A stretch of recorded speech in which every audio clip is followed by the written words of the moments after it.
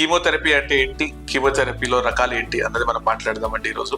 I'm doctor Harish, cancer surgeon, robotic surgeon and oncology expert. Chemotherapy అనేది cancer treatment ఒక modality.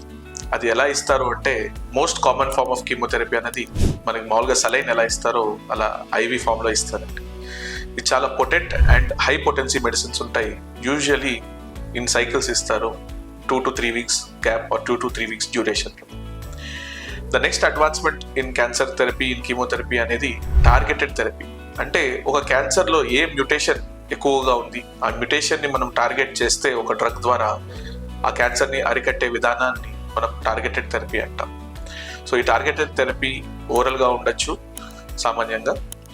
దీని తర్వాత next advancement మనకి కీమోథెరపీలో వచ్చింది ఇమ్యూనోథెరపీ అండి.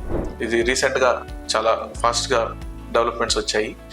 ఇమ్యూనోథెరపీ అంటే ఏంటి అంటే, మన క్యాన్సర్ ట్రీట్మెంట్లో బాడీలో ఉన్న ఇమ్యూన్ సిస్టమ్ని మనం యాక్టివేట్ చేసి క్యాన్సర్ని అటాక్ చేయగలిగితే దాన్ని ఇమ్యూనోథెరపీ అంటాం. So the 3 modalities or latest advancements are targeted therapy and immunotherapy. Thank you.